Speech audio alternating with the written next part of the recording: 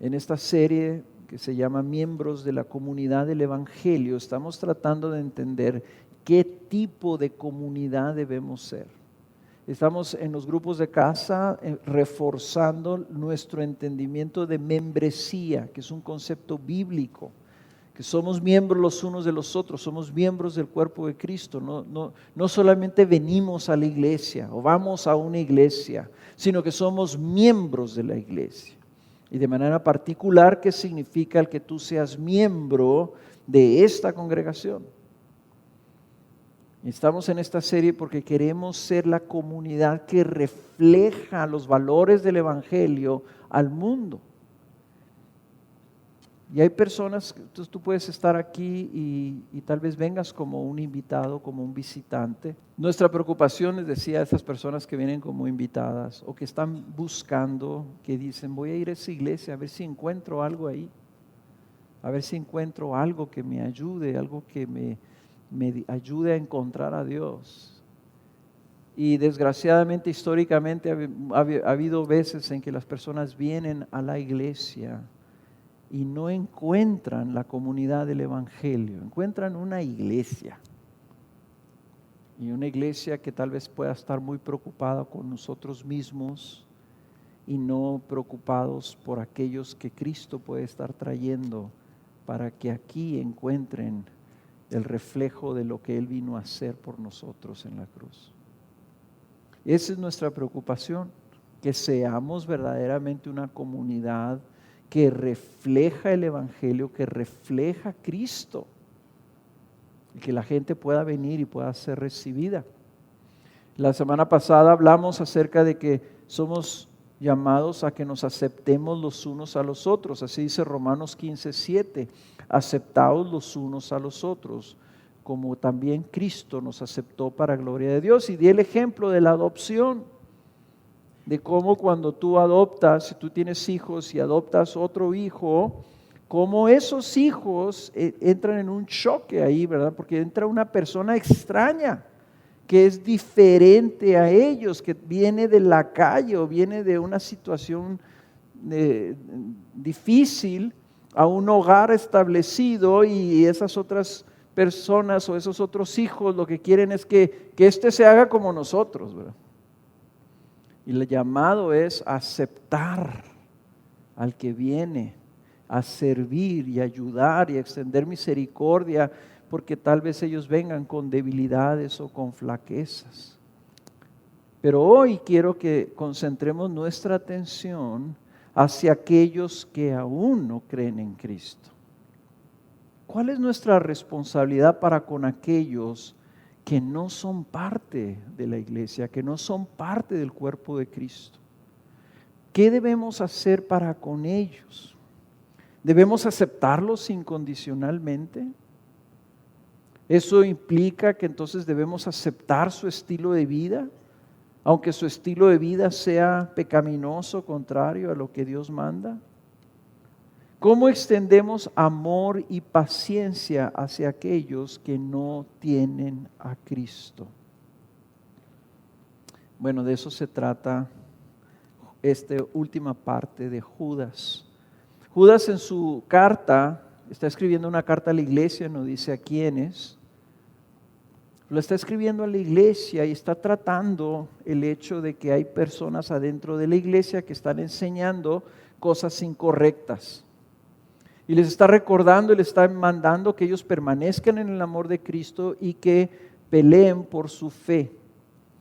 Que ellos contiendan ardientemente por la fe, que defiendan el Evangelio.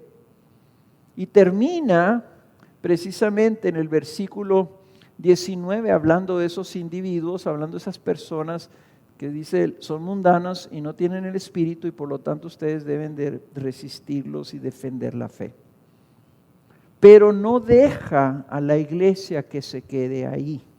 Y me gustó esto, ¿verdad? Judas está hablando de problemas internos de la iglesia, pero termina, y no termina solamente diciendo, bueno, ya arreglamos esto, ya saben lo que tienen que hacer, punto.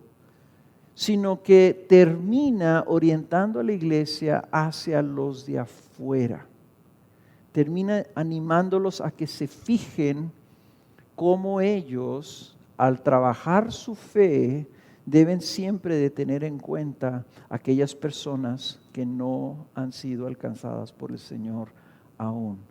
Así que vamos a leer ahí en el versículo 20. Y dice así: pero vosotros, amados. Y aquí es interesante que cuando empezó la carta Judas dice a los llamados, dice Judas, siervo de Jesucristo y hermano de Jacobo, a los llamados, amados en Dios Padre y guardados para Jesucristo. Aquí le dice, pero vosotros, amados, amados de Dios Padre. Dice, edificándoos en vuestra santísima fe, orando en el Espíritu Santo, conservaos en el amor de Dios, esperando ansiosamente la misericordia de nuestro Señor Jesucristo para vida eterna.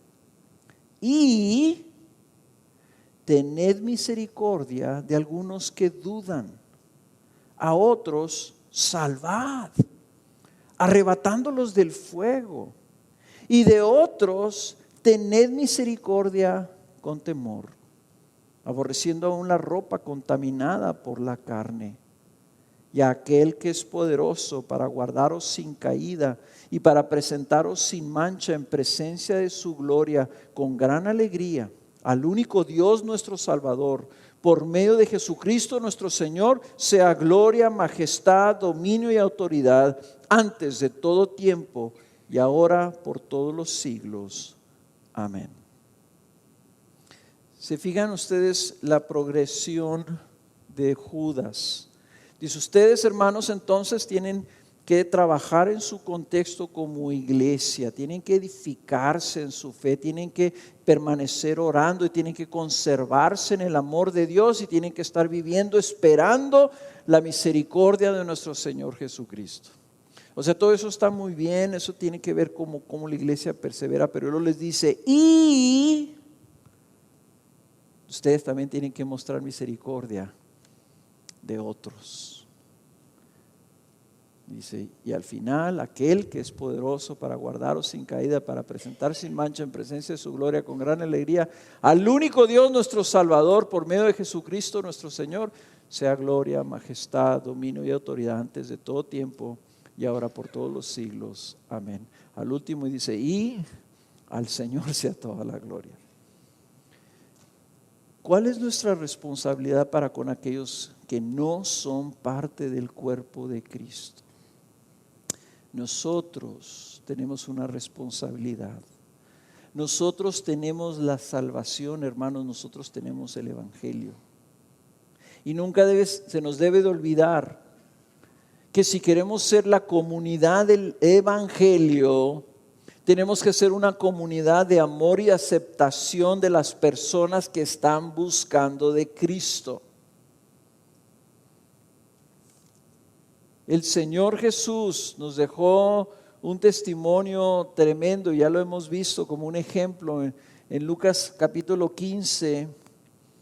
Dice, todos los recaudadores de impuestos y los pecadores se acercaban a Jesús para oírle. Y los fariseos y los escribas murmuraban diciendo, este recibe a los pecadores y come con ellos. La pregunta es si nosotros somos como Cristo. Si nosotros queremos ser la comunidad del Evangelio, nosotros tenemos que recibir a los pecadores y comer con ellos. Y si nomás estamos comiendo entre nosotros, si nosotros nomás recibimos a los que son como nosotros, hermanos, la pregunta es si somos como Cristo, si somos la comunidad del Evangelio. Y la respuesta obviamente es que no. Y el apóstol Judas nos recuerda que la vida de iglesia no se trata solamente de nosotros, sino que hay ahí una Y. Y esa Y nos lanza hacia afuera. Y nos dice que así como nosotros hemos recibido aceptación, compasión y misericordia, nosotros ahora tenemos que extenderla a otros. Y ese siempre ha sido el reto de la iglesia. Hace muchos años hubo una epidemia, o no sé si todavía sea epidemia, pero en ese entonces sí hubo la epidemia del SIDA. Y en ese entonces aquí en la ciudad se moría gente de SIDA en la calle. Y hubo unos hermanos aquí, Manuel Aldrete y su esposa Lupita. Manuel ya pasó a estar en la presencia del Señor y ellos dijeron: nosotros no podemos, no es aceptable que haya personas que se mueran en la calle porque no los aceptan los hospitales porque están infectados de SIDA. Y básicamente los expulsaban del hospital general o del seguro social y los expulsaban sus familias y morían en la calle. Y dijimos: exactamente, no es aceptable. Esas personas fueron creadas a imagen y semejanza de Dios y nosotros como iglesia tenemos que mostrarles misericordia. Y se formó el sidatario que se llamaba Misericordia y Vida. Y tuvimos que aprender a ir y poner nuestras manos sobre personas que literalmente se estaban pudriendo físicamente, que olían a muerte. Dios hizo milagros hermosos, Dios salvó personas. Y luego llegó el día en que algunas de esas personas que estaban en ese sidatario querían venir a la iglesia. Y yo tuve que hablar con la congregación y dije: hermanos, ¿y qué vamos a hacer? Y yo sé que había mamás, pero ¿y si van al baño y luego va mi hijo al baño y se infecta mi hijo? Y si me toca a mí y se lo sienta el ujier enseguida de mí, ¿qué voy a hacer? Y si esa persona tose. Dice: bueno, el Señor ministró a los leprosos. Y estas personas parecía que eran los leprosos de nuestro tiempo. ¿Qué debíamos hacer? Dejarlos, decirles: está bien, conoce a Cristo, pero no vengas a la iglesia de Cristo. No vengas con los hermanos, allá tú en tu lado y nosotros acá. Después vino la crisis de los carteles. Y la pregunta era si íbamos nosotros a recibir a miembros de los carteles o personas o ex sicarios o personas que estaban buscando de Dios. Y ya les he contado la historia de aquella vez que vino una persona conmigo y me dijo: ¿qué vas a hacer? Le dije: ¿cómo que qué vas a hacer? ¿De qué? ¿De qué estás hablando? Me dice: ¿que no te fijaste quién estaba ahí? Pues no me fijé quién estaba ahí. Pues el hermano de fulano de tal. Y le dije: ¿y? No sé quién sea. Dice: pues este es uno de los líderes del cartel y vino su hermano con su familia. Dije: gloria a Dios. No, pero ¿qué vas a hacer? ¿Lo vas a dejar que siga viniendo? Y yo decía: pues ¿cuál es el problema? Dice: es que ¿qué pasa si vienen y lo quieren matar y aprovechar que ahí está vulnerable en la iglesia y nos matan a los que estamos ahí cerca de él? Entonces, ¿qué hay que hacer? O sea, que venga, él se siente y así como que un círculo de sillas vacías, porque nadie quiere estar cerquita cuando venga el problema, ¿no?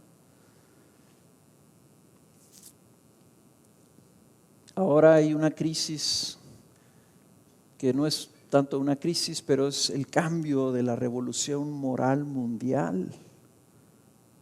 ¿Y qué vamos a hacer, hermanos? Vamos a recibir a una persona transexual. O le vamos a decir: no, tú no puedes ir a la iglesia, ¿sí? Ahí en la iglesia aceptamos nomás personas normales o personas que están queriendo cambiar de sexo o que viven de una vida que nosotros no aprobamos. Yo les he dicho, hermanos, hay personas, yo hablé con una persona que me dijo que había contraído matrimonio con una persona del mismo sexo y que quería venir a la iglesia. Y le dije: bueno, pues, amén. Y dije: no sé si la iglesia está lista. Y me dijo: hablamos con otro pastor y ese pastor nos dijo que habláramos con usted. Dice: porque ellos pensaban que su iglesia no estaba lista para recibirnos. Entonces, ¿cómo vamos a responder? ¿Qué tenemos que hacer? ¿Cómo nos ayuda la Escritura a saber qué es lo que es nuestra responsabilidad como comunidad del Evangelio? o estas cosas están fuera de la Biblia y no hay esperanza o no caben. Y les voy a decir, hermanos, el caso más dramático. Así como Jesús, en los tiempos de Jesús, los peores en la mentalidad, ¿cómo se dice? La escoria de la sociedad eran los recaudadores de impuestos. En nuestra sociedad actual, las personas acusadas de abuso sexual, especialmente si es abuso sexual hacia una persona, un pederasta o un pedófilo, una cosa así. ¿Qué pasa si una persona como esa se quiere acercar a Cristo?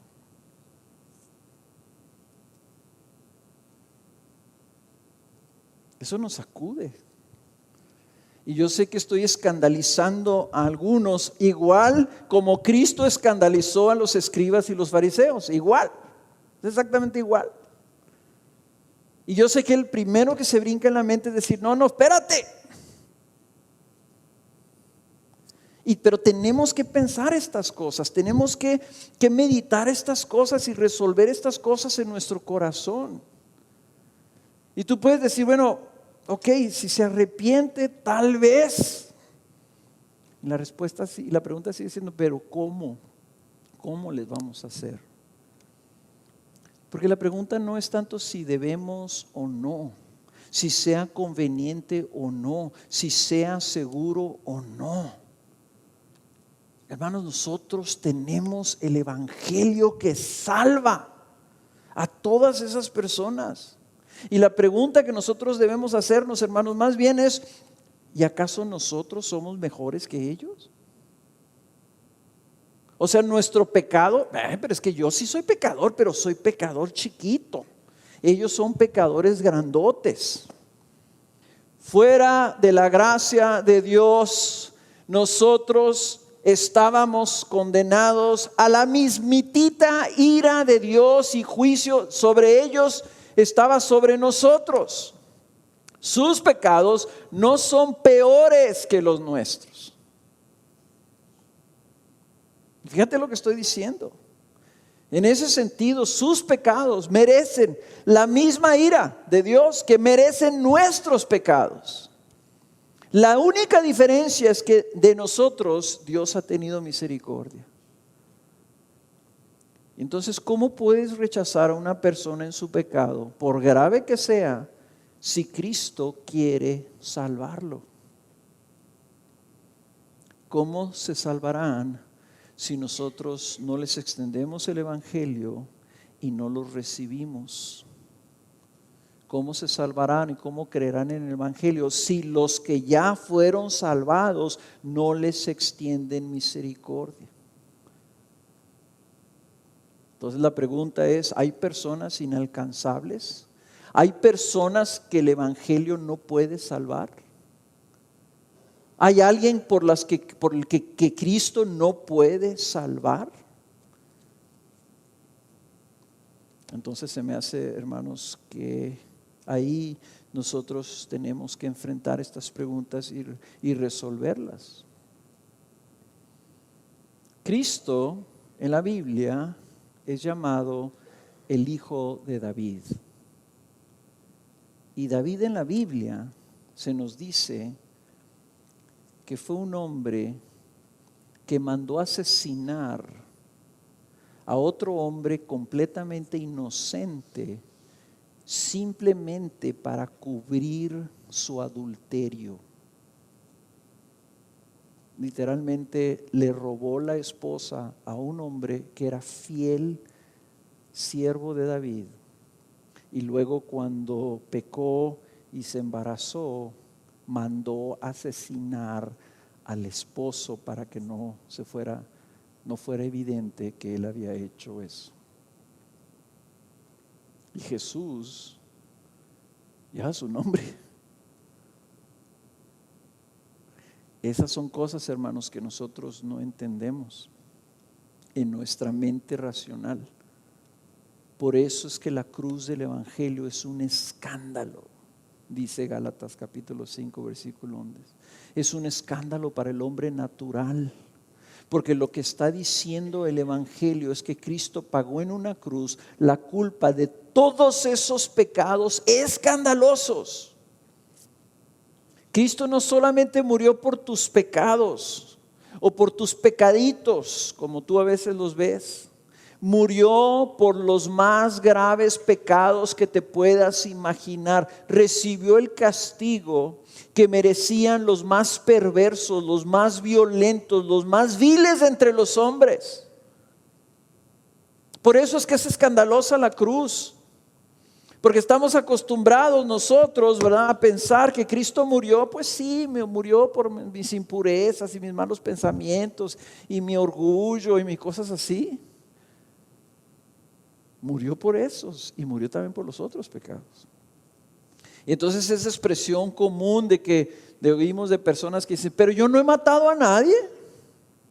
Yo nunca he matado a nadie. Y pensamos, ¿verdad?, que Cristo vino a morir nomás por la gente nice. Cristo vino a morir por los pecadores. Y ante sus ojos todos los pecadores son viles y son malditos. Y por eso Él fue hecho maldito en una cruz para morir precisamente por todos aquellos que necesitan salvación y que lo busquen a Él como Señor.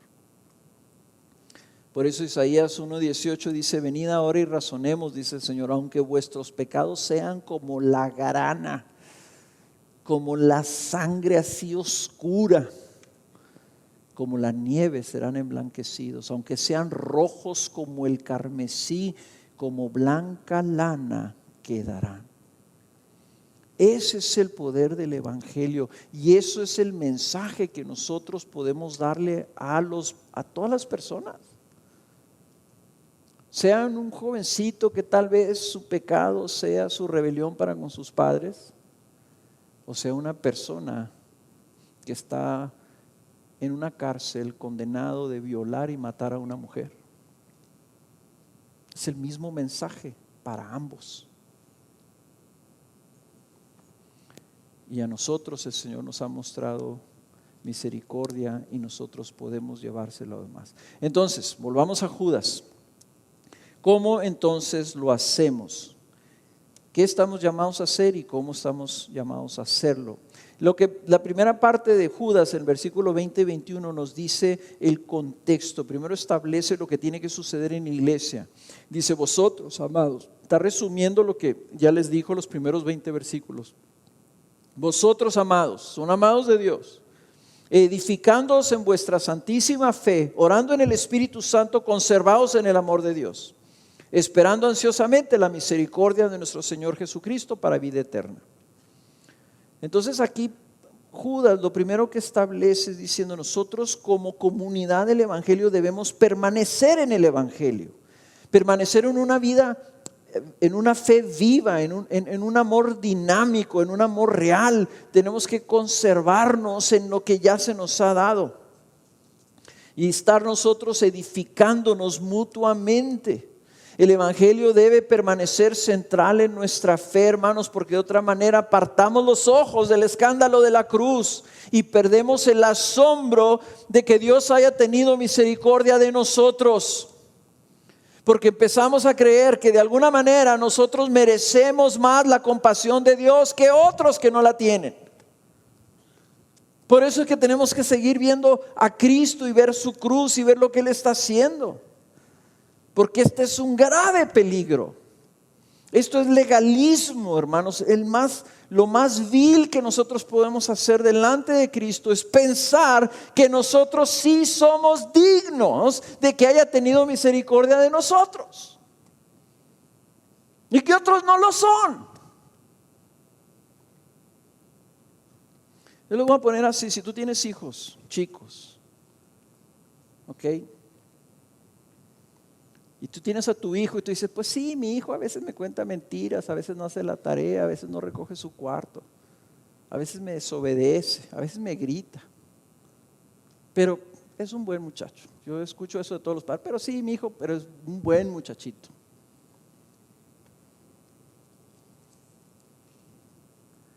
Y yo te lo comparo con un pederasta que ha abusado sexualmente de un niño. Y yo te digo, ¿a quién debe salvar el Señor? Velo así.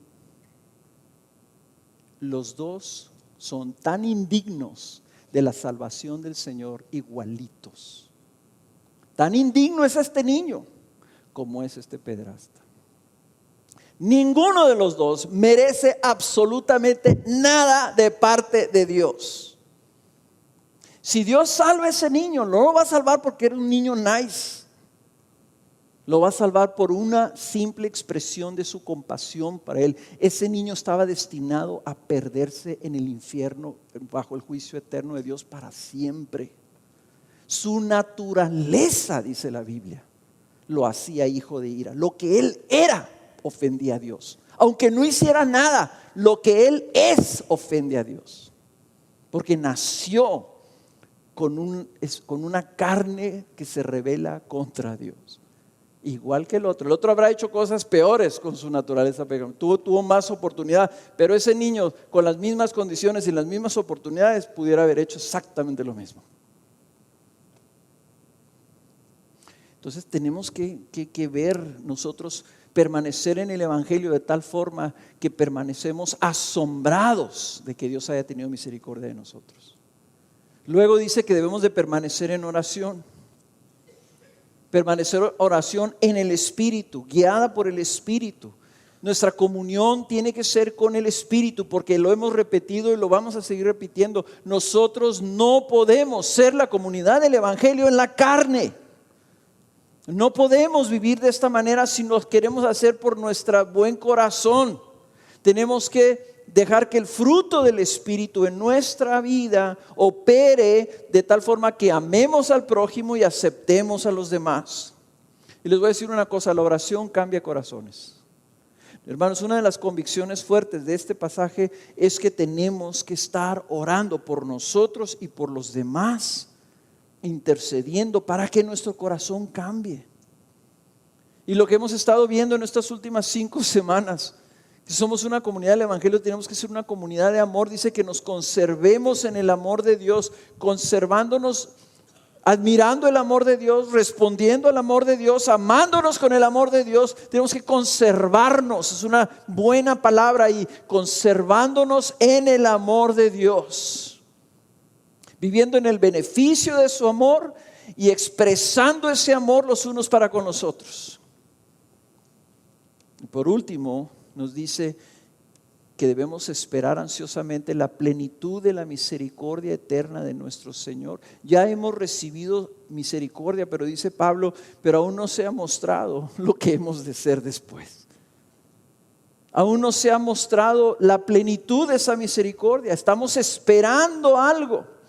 Y me encanta aquí, ¿verdad? Que nosotros, dice, estamos esperando ansiosamente la misericordia de nuestro Señor Jesús. O sea que todavía no la vivimos completamente.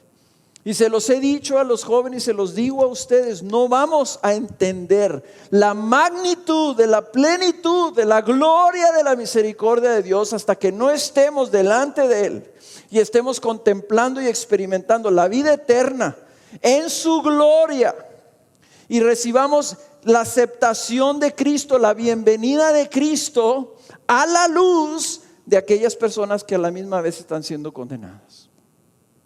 Cuando alcancemos a medir ese abismo que hay entre el juicio eterno de Dios y la misericordia eterna de Dios, hasta entonces vamos a entender qué tan grande es esa misericordia. No, ahorita no lo vemos. Ahorita pensamos que Cristo tuvo poquita misericordia. Es más, hay personas que dudan que Dios ha tenido misericordia de sus vidas. Ese día no va a caber la menor duda. Ese día vamos a estar de rodillas, quebrantados, llorando, diciendo: Señor, no podemos creer que te has fijado en nosotros. No podemos creer que has tenido compasión de nosotros. ¿Por qué? ¿Por qué nosotros? ¿Por qué no a ellos? Entonces, en ese contexto, con esa inmensa magnitud de gratitud por la gloria de la misericordia que hemos de recibir, es que entonces volteamos al y de ahí nos desplantamos, de ahí de una comunidad que se conserva en el amor de Cristo, que está asombrada por la misericordia de Cristo, que está asombrado por el Evangelio de Cristo. Entonces esa congregación, esa comunidad voltea sus ojos hacia afuera y entonces vemos lo que dice el versículo 21. Y tened misericordia de algunos que dudan, a otros salvad, arrebatándolos del fuego, y de otros tened misericordia con temor, aborreciendo aún la ropa contaminada por la carne. Entonces Judas, como dije, no nos deja pensando en cómo debemos permanecer como comunidad del Evangelio, sino que nos orienta para extendernos evangelísticamente para con aquellos que se están perdiendo. La comunidad del Evangelio, hermanos, tiene que estar también enfocada a buscar salvar a los perdidos. Aquí siempre decimos, nosotros no salvamos a nadie. Y Judas dice, hay que salvar a los perdidos. Tú contribuyes en el trabajo de la salvación de los perdidos. Y menciona 3 tipos de personas o 3 tipos de ejemplos o 3 tipos de oportunidades que la iglesia debe de reconocer para ofrecer misericordia. 3 tipos. La primera, a los débiles que dudan y cuestionan la fe. Número 2, a los que se están perdiendo, que es una categoría bien general, ¿verdad? Y número 3, a los que merecen compasión, pero de alguna forma te pueden contaminar. Algunas personas piensan que son realmente nomás dos categorías. A mí me gusta pensar que son 3 porque me ayuda a mí a pensar que son 3. Pero básicamente está hablando de todas las personas que no están siguiendo al Señor. Debemos entonces, vamos a ver cada una de ellos, debemos mostrar misericordia a los que dudan o cuestionan nuestra fe. Recuerda que la Biblia nos dice en Tesalonicenses que los que dudan lo hacen porque hay una debilidad en su fe, en una debilidad, o sea, su fe es débil o para ellos es difícil creer, hay una flaqueza en su creer. A lo mejor han sufrido desilusión, a lo mejor han sido afectados negativamente, a lo mejor han sido instruidos de una manera, no sé, ¿verdad? Pero piensa inclusive en tus hijos. Nuestros hijos frecuentemente experimentan esta condición espiritual y rechazan nuestra fe. Y decimos, hijo, hay que ir a la iglesia. Pues eso es lo que tú quieres hacer, pero yo no quiero ir a la iglesia. Es que nosotros servimos a Cristo. Pues sí, pero yo no quiero servir a Cristo. Para mí Cristo no es nada. Entonces entra en los padres un temor que queremos forzar o queremos obligar o juzgamos y decimos, ¿cómo eres ingrato? Eres un insensato, eres un y reaccionamos contra eso en lugar de pensar, la Biblia dice que nosotros debemos extender misericordia para los que dudan. Y lo que nosotros tenemos que hacer, ¿verdad? Como veíamos, la misericordia implica paciencia, implica amor. Y veíamos que la manera de amar a una persona era bendiciendo a esa persona, haciéndoles un bien, en lugar de reaccionar en su contra. En otras palabras, si tú eres como yo, ¿verdad? Cuando enfrentas una cosa como esas, una respuesta muy común mía era, ¿pero cómo es posible? ¿Pero cómo es posible que no quieras creer? Pero ¿cómo es posible que cuestionas tú a Jesucristo? Pero ¿cómo es posible que rechaces? Y lo que la Biblia dice, ¿cómo que cómo es posible? Es que el que estás tonto eres tú. Es que fuera de la gracia de Dios nadie creería. La única razón por la que algunos creemos es porque Dios ha tenido misericordia de nosotros, no porque fuimos convencidos. Dios dice, nos concedió, como a Lidia dice, le concedió el arrepentimiento, le concedió la iluminación. En lo natural nadie cree. Y esa debilidad entonces nos debe llevar a decir, entonces, ok, la palabra de Dios dice que necesita el Señor mostrar su gracia y tener misericordia con las personas que no creen para abrir sus ojos al Evangelio. Entonces eso me va a llevar a servir a la persona, a tratar de ayudar a la persona, a tratar de contestar sus dudas, a extender paciencia, a orar para que Dios se revele por su gracia en sus vidas, etcétera. Si tú le hablas a alguien y esa persona te rechaza, la respuesta no es que te sacudes el polvo de tus pies. La respuesta es que tengas misericordia, que te mantengas ahí sirviendo, bendiciendo. Me bendice mucho Abelardo, que siempre me dice, finalmente después de 5 años o de 10 años de estar hablando con alguien, de estar invitando a alguien, accedió a venir, accedió a escucharme. Eso es paciencia. Estaba leyendo yo esto y una de las cosas que el Señor cambió mi entendimiento es que yo le pedí al Señor, decía, Señor, yo quiero ver esto con mis hijos y con mis nietos. Y el Señor cuestionó mi motivación, o sea que tú lo quieres ver, lo que te importa es tú estar tranquilo. Y dije, Señor, perdóname. Si yo tengo que orar por la salvación de mis hijos y mis nietos, véalo yo o no lo vea. Y si yo me muero sin ver a mis hijos y a mis nietos adorando al Señor, entonces yo me muero confiando en la misericordia de Dios, pero yo voy a hacer mi labor, ¿verdad? Paciencia, misericordia. Y luego lo que me implica esto, que algunos dudan, es que hay personas que tal vez se han apartado de la fe. Tal vez fueron engañados o tropezaron y se han apartado. Cuando vemos nosotros gente que se aleja o que tropieza, que desanima, que abandona, ¿verdad? Los vemos usualmente como, no, es que esa persona es bien inconstante, se me hace que nomás estaba buscando algo ahí, no lo encontró y se fue. O es un desordenado, es un irresponsable, es un insensato. Es la Biblia, extended misericordia para aquellos que dudan. Extiende misericordia, no juicio. Y ve a buscarlos, y ve a tratar de ayudarlos. Ora por ellos para que Dios los ayude y busca oportunidades para preguntarles a ver qué es lo que está pasando en sus vidas. ¿Sabes que hay gente que duda?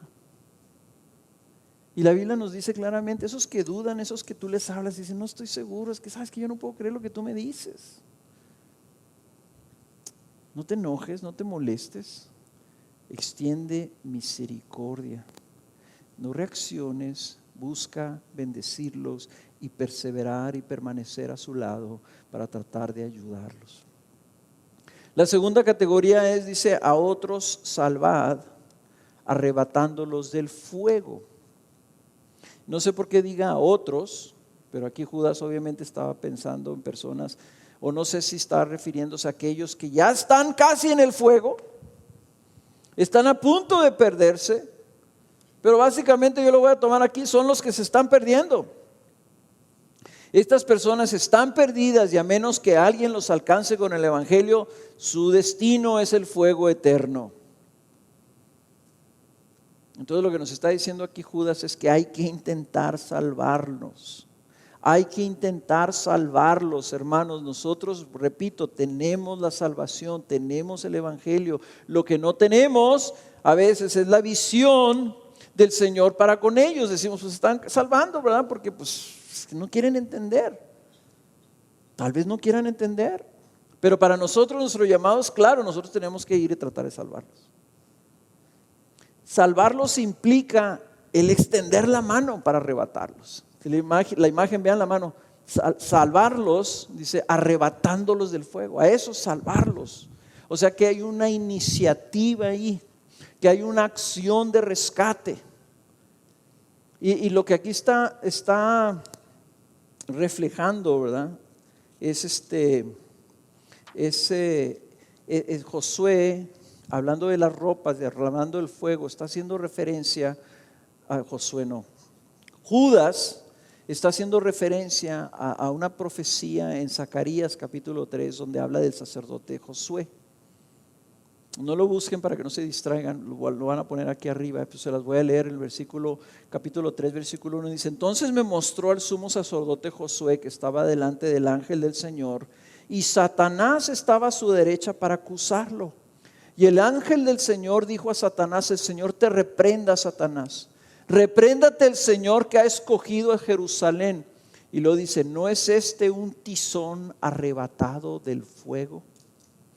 Y Josué estaba vestido de ropas sucias, en pie delante del ángel, y éste habló y dijo a los que estaban delante de él: quitadle las ropas sucias. Y a él le dijo: mira, he quitado de ti tu iniquidad y te vestiré de ropas de gala. Veamos la postura de Cristo y la postura de Satanás. Satanás está acusando a Josué, diciendo: tú no eres digno, mira tus ropas, tú no mereces estar aquí. Satanás lo está acusando, y vemos el ángel del Señor, que para nosotros el ángel del Señor en este caso delante de Dios es Cristo. Es nuestro intercesor, es el mediador entre el hombre y Dios. Y Cristo ahí está tomando la postura de reprender a Satanás y de cambiar las ropas de Josué. ¿Por qué digo yo que es Cristo? Porque aquí el evangelio está mostrado aquí. Esta actitud de Jesús, esta actitud de ver a un hombre que está obviamente indignamente presentado delante de él, refleja el evangelio, refleja la manera que Dios ve al pecador, lo ve ya a la luz del sacrificio de Cristo. Jesús vino a resolver el problema del pecado del hombre. El pecado no es el problema, porque ya está pagado el pecado. En otras palabras, Dios no se sorprende de la condición de Josué, no rechaza a Josué, reprende y rechaza al acusador. ¿Por qué? Porque Cristo tiene la solución para Josué. Nosotros tampoco debemos escandalizarnos del pecado del hombre perdido, porque nosotros sabemos en dónde está la solución para ese pecado. Si esa persona viene a Cristo, si esa persona recibe la salvación de Cristo y recibe a Cristo como el Señor de su vida y se somete a Él y se entrega a Él y entrega toda su vida, esa persona va a recibir ropas de gala de parte de Jesús y su iniquidad va a ser quitada. Pero el problema, como les dije cuando empezamos esta serie, si tú le preguntas a alguien en la calle ¿qué es lo que piensa de los cristianos? No piensan: esa es la gente que está dedicada a salvar las almas. Piensan: hipócritas, falsos, juiciosos, cerrados, rechazan al mundo, apartados, autojustos. Hermanos, aquí la pregunta es nosotros, ¿cuál es nuestra postura? El problema es que el mundo rechaza a la iglesia porque en lugar de recibir misericordia y esperanza, recibe acusación y señalamiento, igual que Satanás sobre Josué. Dice: no, aquí no puedes entrar, ve, arregla tu vida y luego vienes a la iglesia. Pues está al revés. Ven a la iglesia para que Cristo arregle tu vida, como arregló la mía, ¿verdad? Entonces esto implica que si son tizones en el fuego, si ya están quemándose, si ya están en esa condición, nosotros, hermanos, tenemos que tener una urgencia, empezando por nuestra intercesión, para que Dios quebrante nuestro corazón y estemos buscando y peleando por las almas, que seamos verdaderamente pescadores de hombres, ¿verdad? Como dijo Jesús que iba a hacer a sus discípulos. Nosotros debemos estar orando, cada uno de nosotros, por las personas que están perdidas y que están condenadas a nuestro alrededor. Para mí ese es el problema, que yo puedo ver un funeral y veo que por aquí enfrente pasan los carros que van en las procesiones hacia el panteón. A mí no me afecta. No me afecta. ¿Te murió fulano tal? Pues pobre. ¿Cómo está su familia? Tal vez sea un alma que se fue al fuego.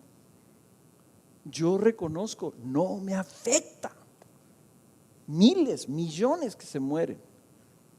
Yo necesito estar intercediendo. Yo creo que si yo estoy intercediendo por esas almas, o sea, no sé qué necesita suceder para que a mí me duela un alma que se pierde, como le duele al Señor.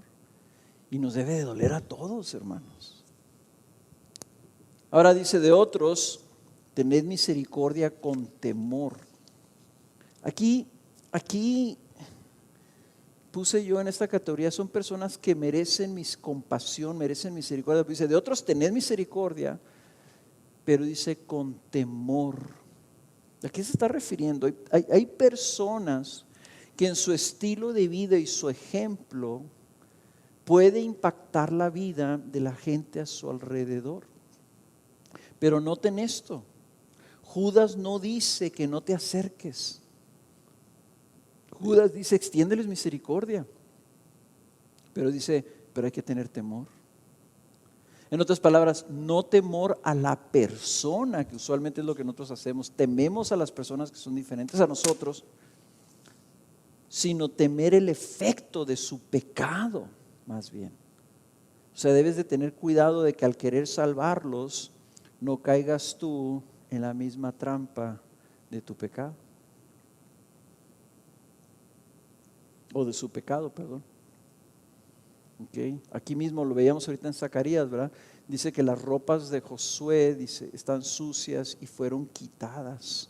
Aquí dice Judas, hay que aborrecerlas, o sea, aborreces la ropa. Y lo que Cristo dijo aquí, la ropa dice, he quitado de ti tu iniquidad. Lo que hay que aborrecer es el pecado, porque el pecado destruye, hermanos. Porque el pecado ofende a Dios y eso es lo que hay que aborrecer. A las personas hay que extenderles misericordia. Ok, tenemos nomás que tener cuidado de no ser influenciados por el estilo de vida de otros que están atrapados en ello. O sea, no participas tú de ese estilo de vida para salvarlos. No endosas ese estilo de vida para salvarlos. Ok. Entonces, si hay personas que están viviendo un estilo de vida inmoral, no los rechazamos, pero no tocamos sus ropas. Vamos a ellos, les hablamos de Cristo, les invitamos a que reciban a Cristo, les invitamos a que vengan a Él, que se sometan a Él.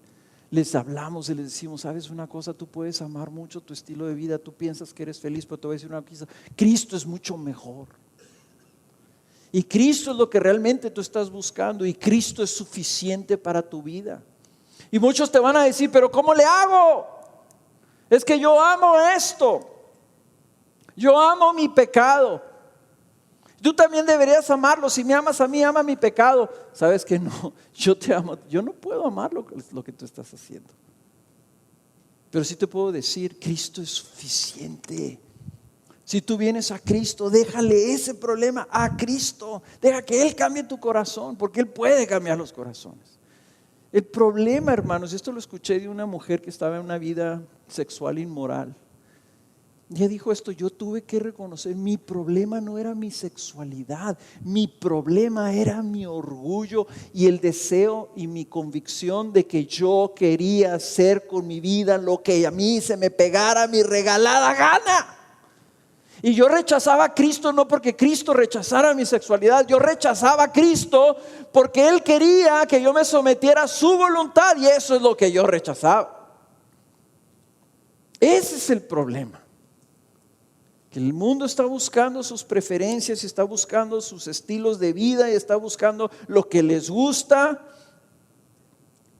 Y Cristo es mejor que eso, y por eso tenemos que ir a ellos y mostrárselos. Y nosotros mismos tenemos que mantenernos en esa distinción, de tal forma que somos la sal de la tierra y somos la luz del mundo, hermano.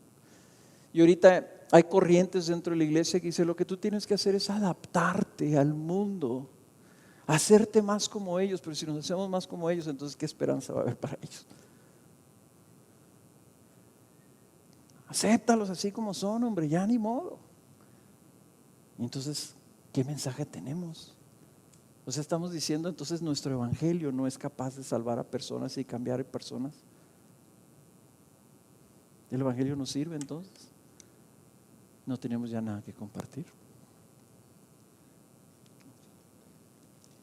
Ahora, ¿cómo entonces extendemos esa misericordia?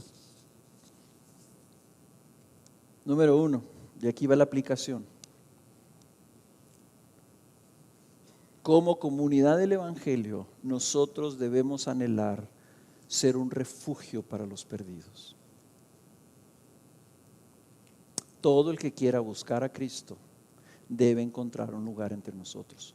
Otra vez, todo el que quiera buscar a Cristo debe encontrar un lugar entre nosotros. Volviendo al ejemplo de la adopción, todo aquel que Cristo adopte, lo tenemos que recibir como venga.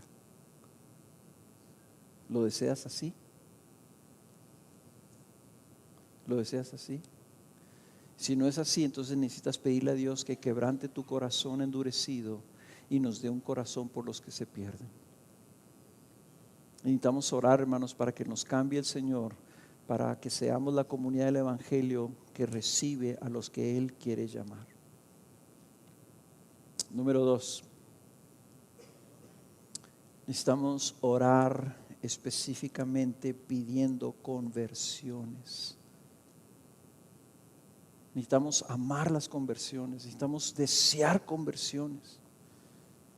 Queremos que ahí en ese bautisterio se estén dando testimonio de personas que andaban de este lado, que andaban hasta el fin del mundo, de perdidos, y que Dios salvó y les dio una vida nueva. Necesitamos amar las conversiones. Debemos orar a diario por conversiones y por oportunidades de conversión. El evangelio, la comunidad del evangelio debe estar orando continuamente: y Señor, danos conversiones, que la gente se convierta. Debe de latir nuestro corazón por las almas y no estar tranquilos si no estamos viendo almas que se están convirtiendo. O sea, y pedirlo ampliamente, hermanos. Yo estoy pidiendo que el Señor, dice, esta onda de la revolución moral, está cambiando todos los esquemas, está cambiando las leyes, está cambiando las tradiciones, está cambiando las definiciones de todo. Y el mundo lo está presentando. ¿Saben? Yo estoy pidiendo un avivamiento moral. Que donde abundó el pecado, abunde más la ola de salvación. Ok, entonces ahora la onda es que todo se acepte y que todo se permita y ya no sabemos ni qué es la sexualidad. Pues yo pido una nueva generación de hombres y mujeres convertidos radicalmente, que andaban en eso y que se entregaron a Cristo Jesús. Que el mundo vea que el evangelio tiene poder. Oremos por esas conversiones. No nomás ores: ay sí, Señor, y salva a mi vecina para que ya no se enoje. Señor, salva a los que andan ahorita pensando en operarse y cambiarse su físico para cambiar de sexo. Que sálvalos antes de que lo hagan, porque van a arruinar su cuerpo, Señor. Y después se van a lamentar. El índice de suicidio entre los transexuales, no sé cuántas veces más, creo que es el 27% de las personas que se cambian de sexo, la cantidad de personas que se suicidan, 27%. Una cuarta parte. Eso no trae felicidad, es un engaño. En fin, luego oremos por oportunidades para ir a salvar a personas. Oremos por oportunidades a diario, hermano. Y no solamente por oportunidades de que me encuentre alguien ahí en la fila donde estoy pagando los impuestos y entonces platico con esa persona. Es una oportunidad. O voy a viajar y voy sentado enseguida de una persona en el avión, es una oportunidad. No, pide por oportunidades de que Dios te envíe. Todos conocemos personas que podemos invitar a nuestra casa para extender misericordia. En otras palabras, ya podemos ir. Número 4. Necesitamos aprender a contestar las preguntas de los que dudan y no asustarnos cuando haya personas que dudan. ¿Cómo le haces? Muy sencillo. Escucha sus dudas y luego buscamos darles respuestas. Pero es que yo no sé, es que yo tengo temor, me va a preguntar algo que no sé. Pues diles, es que no sé. Cuando yo le tiraba mi rollote a Kena, que ella me estaba compartiendo, tiraba un rollo totote y se lo tiraba a Helman, y a veces Helman me decía, pues no sé. Y Kena me decía, mira, yo no sé, yo lo único que sé es que Cristo te ama. No, eso era suficiente. Diles, no sabes. Y si quieres, o sea, decirle, ¿sabes qué? No sé. Ahí hay una persona que sabe mucho la Biblia. Le voy a ir a preguntar. Le voy a preguntar a mi líder del grupo. Le voy a preguntar a esa otra persona. Yo digo que siempre. Y si ella persona no sabe, va a buscar. Y a lo mejor me tarde unos días, pero te va a traer una respuesta. No tengas temor de decir no sé. No trates de ganar argumentos. Trata de ganar un alma. ¿Okay? Y busca conocer bien el evangelio para que tu mensaje sea el correcto, de no andar debatiendo argumentos. Tu mensaje sea señalar a Cristo Jesús, aunque no sepas cómo contestar un argumento. Si alguien viene conmigo y me dice, oye, pero ¿por qué Dios permite los genocidios? ¿Por qué Dios permitió que los musulmanes bombardearan y mataran a tanta gente en Francia? Yo les voy a decir, no sé. Porque cualquier cosa que les diga va a ser una especulación. Yo no sé. ¿Por qué Dios permite que todo un país sea destruido? ¿Por qué Dios ha permitido los genocidios? ¿Por qué Dios permite que haya mal? No sé. Tengo ideas, pero la verdad de las cosas es que realmente no sé. Puedo tratar de decir algo, pero lo voy a decir, mira, tal vez, creo, pudiera ser. Pero tienes que ayudar a las personas que tienen dudas y permanecer con paciencia tratando de señalarles y decir, mira, yo no sé, pero sé que uno que sí sabe y sé uno que es Dios y sé que es Dios porque salvó mi vida y sé que es bueno porque tuvo misericordia de mi pecador y sé y te puedo demostrar que ese Dios murió en una cruz y resucitó al tercer día y sé que su palabra es palabra viva. Y que si tú la lees te vas a dar cuenta de ello. Ahora, no tengas temor de los que son diferentes. No tengas temor, hermanos. Esto es una de las cosas. En 1968, 67 más o menos, en una pequeña congregación de 25 personas en California, la hija de un pastor andaba ahí medio extraviadona, ¿verdad? Y su novio era hippie. Se convirtió el novio. No estaba extraviada la muchacha, pero andaba ahí. Total, no sé cómo se convirtió el novio, pero el papá se lo llevó a presentar al papá. El papá era una congregación súper cuadrada, de corbatita y todo el rollo. Más o menos así como nosotros. Y y Ken a veces me decía, oye, si una de tus hijas llegara con un tipo así, esa. Digo, mi amor, no lleguemos ahí, o sea, ahorita no pensemos en esas cosas. Pues esta hija del pastor llegó con un hippie y se impresionó mucho con el testimonio del hijo. Oye, a mí me gustaría conocer más gente como tú. Digo, ¿se llama qué? Le voy a presentar a la persona que me habló a mí. Y le trajo al otro hippie que le habló a él. Pues entablaron una relación y el hippie le dijo, yo quisiera alcanzar a gente que es como yo. Hippies, o sea, esos o sea, se hablaban del Señor, estaban ahí echándose peyote, o sea, así todos mugrosos, pelo largo, viviendo en comunas, o sea, si no saben lo que es un hippie, estudien la historia, ¿ok? Entonces, dijo, bueno, pues, ¿por qué no empiezas un estudio? A la primera semana se convirtieron 35 personas, 35 hippies. La congregación de 25 personas, puros viejitos. El pastor tuvo que hablar con ellos y dijeron, Dios está haciendo algo con estas personas. ¿Los vamos a recibir, sí o no? Un domingo, tuvo que haber un domingo en donde esos jóvenes entraron a la congregación. Algunos iban descalzos. ¿Ok? O sea, no creían en la ropa interior. No creían en el baño, en bañarse y rasurarse. Y esa congregación los abrazó, los recibió en su casa.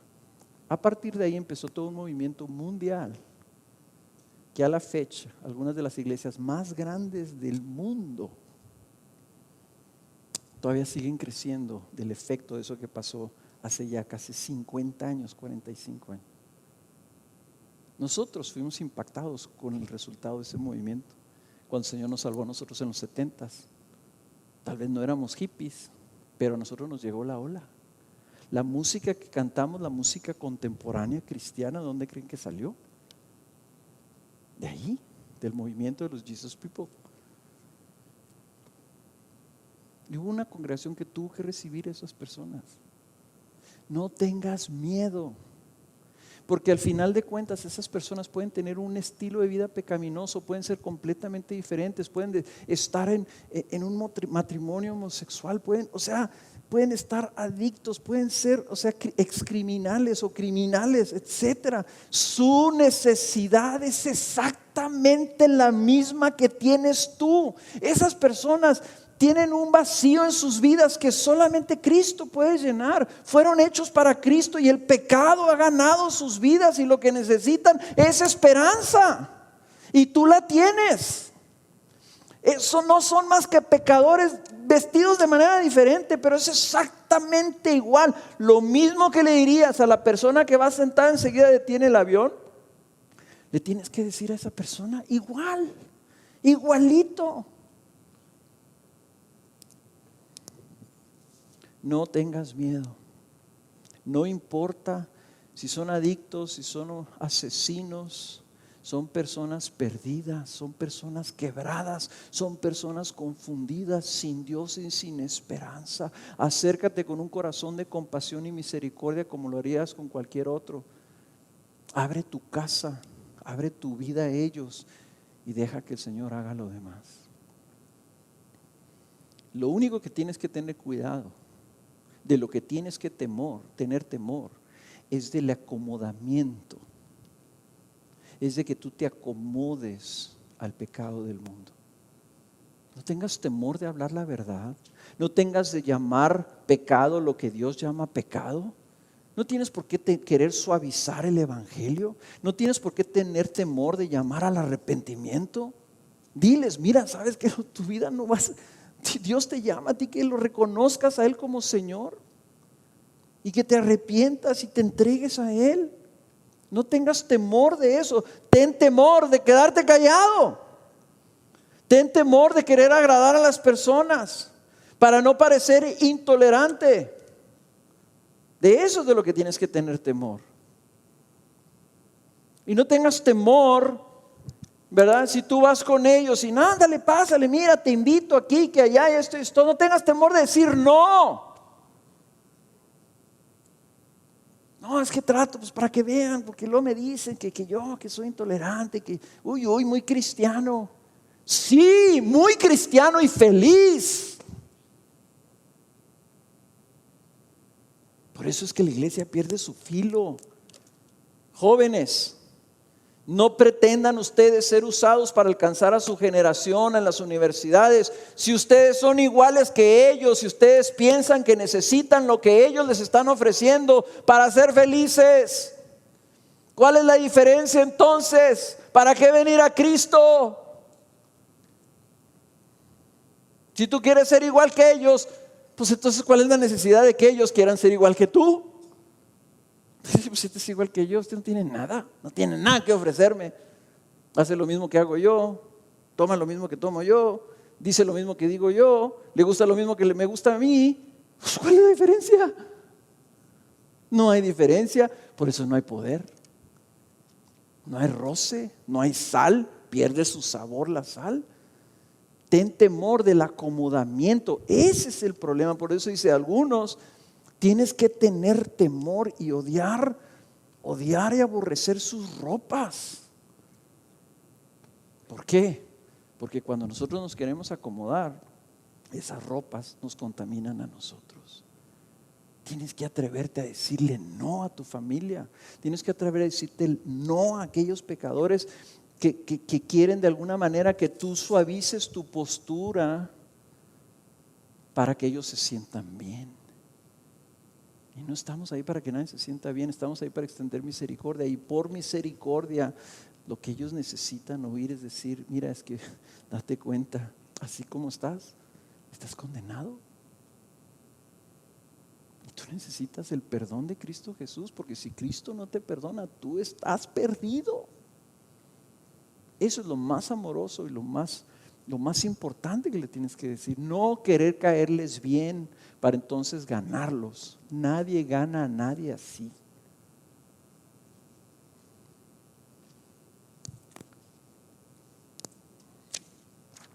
Y hermanos, por último, si tus amigos, tus conocidos les hablas, les invitas, yo quiero pedirles algo. Este es mi sueño, esta es mi visión, este es mi corazón, este es mi deseo para la congregación. Esto es lo que yo quisiera. Si el Señor me llama mañana y me muero, yo quiero que la congregación se quede así. Que todos y cada de uno de ustedes tengan la plena y absoluta confianza que si ustedes invitan a cualquier persona allá afuera y los traigan aquí, tengan la confianza que sus hermanos los van a recibir. A cualquiera.